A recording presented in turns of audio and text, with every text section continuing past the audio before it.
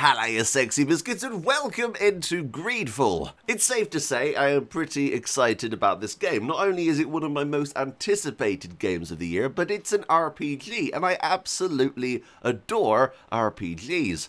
If you don't know, GreedFall is being developed by spiders. Hopefully not real spiders, otherwise, good God, we're all doomed. It's also being published by Focus Home Interactive, who you may know as being the publisher of A Plague Tale Innocence, which we covered earlier this year, as well as Vampire, which I looked at last year. So it's safe to say that these guys have a pretty good track record. I personally loved Vampire and A Plague Tale Innocence. So yesterday, a 14-minute gameplay trailer was released. This shows a lot of the core mechanics of the game and what we can expect. This game comes out in 10 days and I am so bloody excited. So I thought we could watch that video together and see what the game has to offer. Okay, let's get into this.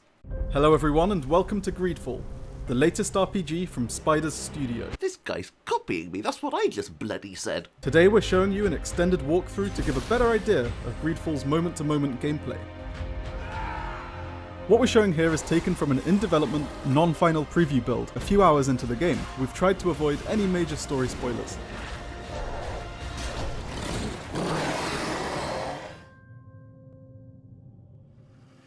You start GreedFall on the old continent in the city of Serene, which is ravaged by a terrible disease known as the Malachor. It is rumoured that the only hope for a cure lies on the uncharted island of Tirfredi, which is where we are right now. We do get a quick glimpse here of the character's equipment. Now, it seems to be coloured. So you've got blue, green, purple, and grey. Now, I'm assuming the purple is going to be like epic, whatever Fortnite's calling it now. And you've got the blue, which I'm guessing is a little bit rarer, and the green, which is more common, and I'm guessing the grey is pretty basic. Now, it does appear from this footage they are playing this on a PS4. Now, this is coming to consoles and PC, so if you're looking for this on consoles, it is coming to both. Also, I hear it's coming to the Wii U. That's a lie, it's not coming to the Wii U. I'm sorry to the one person who got excited then. Currently, we're on a mission from one of these nations, the Bridge Alliance, to locate a camp of missing scholars. Before heading straight to where the camp is supposed to be, we're going to check out a nearby point of interest, a skill altar. These altars can be found hidden away in various locations across the island, granting a free skill point when found. You've got a lot of freedom in terms of where to invest these points, which are also gained by earning experience and leveling up. There are 3 broad branches of skills: Warrior for melee combat, Technical for equipment and controlling the battlefield, and Magic for the use of offensive spells. You can specialise or mix and match how you want. Okay, that's pretty cool. I didn't actually know you could just find skill points out in the world. Now, I don't think this is going to be working like Oblivion, where you can jump around constantly and level yourself up doing it that way. But the fact you're able to find these skill points and then actually put them into your level is pretty awesome. Plus, the skill tree that we're seeing is pretty bloody massive. It's starting to get dark. Exploration can be more dangerous at night, as hostile foes show themselves. Oh, that's so cool. So there is actually a full day-night cycle. Awesome. Looking at some of the UI elements at the top of the screen, we have our red health bar, blue mana bar, and yellow fury bar. Casting magic depletes our mana pretty quickly, which is why it's beneficial to put a few skill points into equipping melee weapons. This way, when out of mana or wanting to conserve it, you can switch to a different weapon when it naturally replenishes over time. As you can see, fights are in real time, with a mix of magic, close and long-ranged combat. There's also an optional tactical pause which we haven't shown yet, but we'll go into more detail later. So I'm going to say right now, the combat looks awesome. Also, he did mention a tactical combat thing where you can pause the game and kind of select things, and he's going to be showing that later, but from what I've seen, it looks very like Dragon Age Origins, and I really like the Dragon Age games. Over there is a rather more fearsome foe, a magical guardian intrinsically linked with the island and revered by its natives. For the sake of showing off some more combat, we can try taking it on in a fight, but first let's set up camp just around the corner. You'll often find campsite locations like this scattered around Tirfredi. Campsites aren't just used for resting.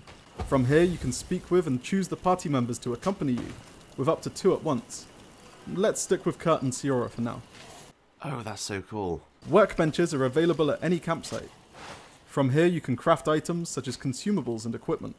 You can also upgrade and customize your existing weapons and armor. For example, we can change the look of this doublet by altering the shoulders, strap, and breastplate.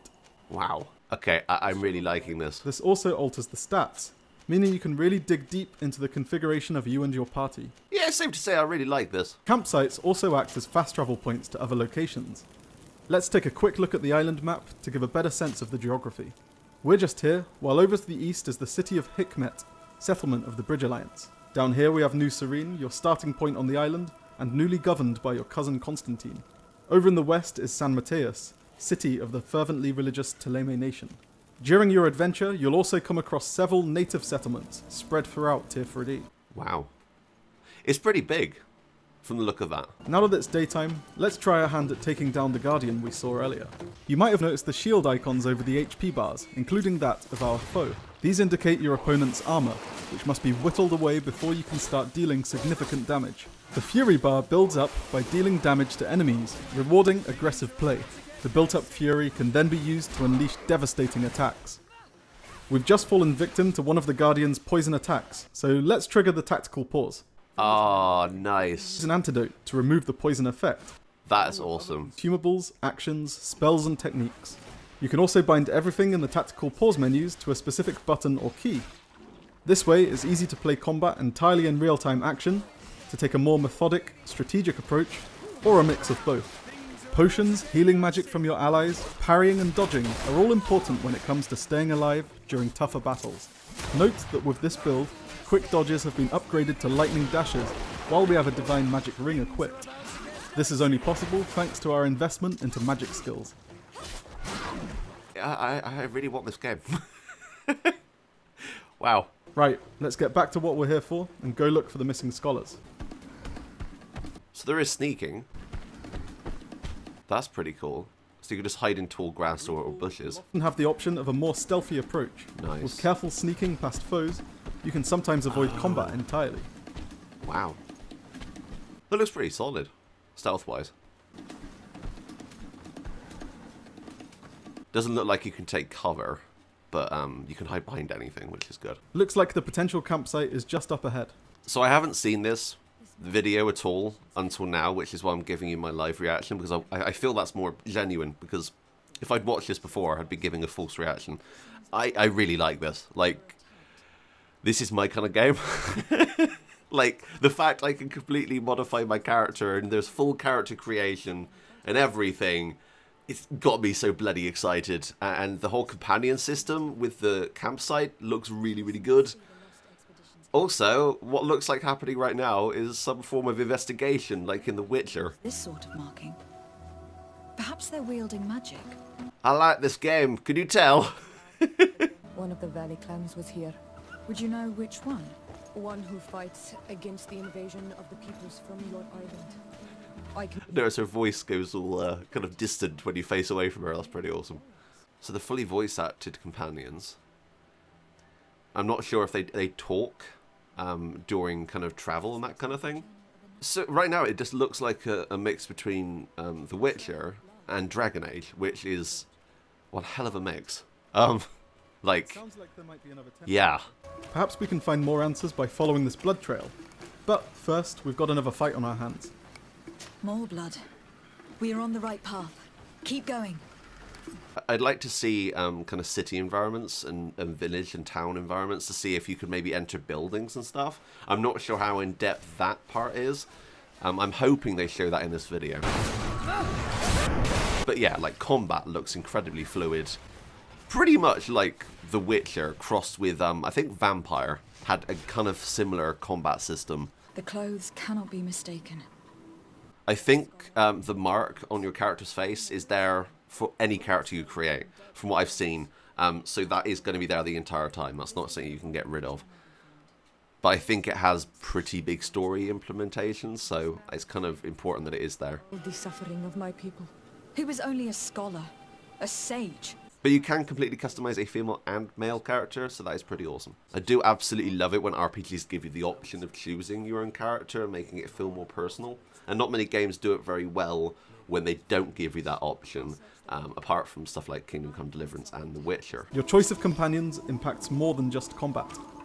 They'll often intervene in discussions and speak out while investigating, so it's worth considering who might be useful or detrimental to any given situation. Oh, that's interesting. Okay, that kind of answers one of my questions then. If you maybe bring someone who's more kind of like strategic in a situation, they may have something to say about a combat situation. Or if you bring someone who is a bit more kind of like empathetic, if you have, let's say, an argument with someone, they may step in and be like, no, no, no, we don't need to do this. Which is going to be freaking awesome if they pull it off right. Key from the dead scholar.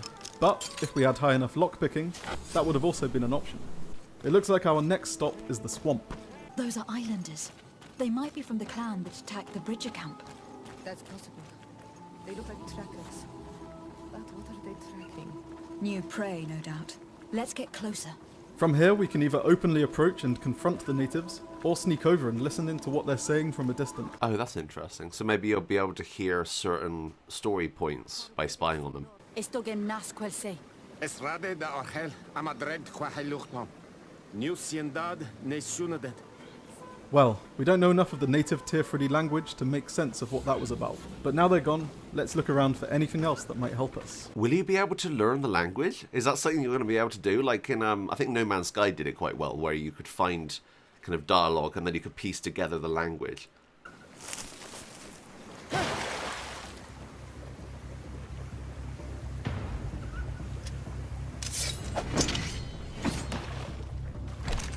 I'm not here to kill you. That's all we're showing for now. Thanks for checking out this gameplay walkthrough.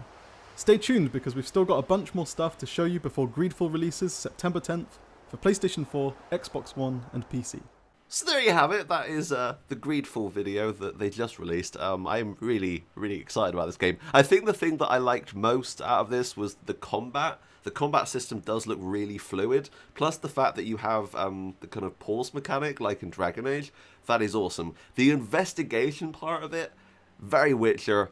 I'm liking that quite a lot, and the fact that your companions can kind of interact with you while you're doing certain stuff. I think Fallout 4 did that quite well, where, let's say, Piper would kind of pipe in, puns, she would pipe in and basically be like, oh yes, no, I think this, and then they would have kind of differing views on you depending on what action you took. Now, I'm not sure if there's going to be any kind of morality system in this game, so I'm not sure if your companions are going to, let's say, walk away from you if you shoot all the NCR like Boone would, but it would be kind of interesting to see if that is the case. I do like the fact that your companions are at the camp, so you don't have to, let's say, let a companion go and they travel all the way back to their house, and then you, of course, have to fast travel there to find them again in something like Skyrim, where you kind of have to go and find Janessa, let's say. If you let Janessa go, you'd have to go and find her again. And sometimes she wouldn't be where you bloody left her, so the fact you're able to literally just kind of spawn them all at your camp and choose who you want to take, kind of like Mass Effect, I suppose. And I know I'm kind of comparing this game to a lot of things, but I'm seeing quite a lot of elements here